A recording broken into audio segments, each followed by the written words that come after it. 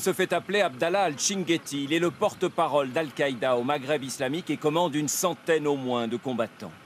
Pour la première fois devant une caméra, il accepte de répondre aux questions que nous lui avons fait parvenir au sujet des otages français aux mains de l'organisation terroriste. Les otages sont dans une bonne situation. Nous les traitons comme notre religion nous le recommande. Un prisonnier doit être bien traité. Ces otages, ils sont au nombre de 6. 4 enlevés à Arlit, au nord du Niger, en septembre 2010, et 2 kidnappés à Ombori, au Mali, il y a près d'un an.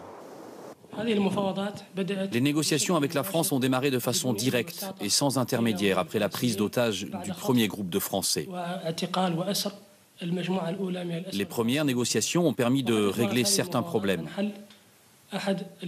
Mais ces négociations ont été arrêtées par les Français. En février 2011, les islamistes ont accepté de libérer Françoise Larib ainsi qu'un Malgache et un Togolais. À l'époque, les négociations semblaient bien engagées. Si l'on en croit Abdallah al-Chinguetti, on n'en est plus là aujourd'hui.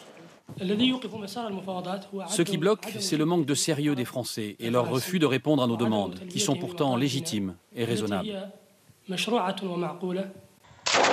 AQMI, une fois encore, menace de s'en prendre directement à la vie de ses prisonniers. Mais pour Mathieu Guider, un expert reconnu du terrorisme islamiste, l'important est ailleurs. À travers cette interview, il y a plusieurs messages. Le premier, c'est que l'organisation est toujours et encore prête à négocier et à discuter.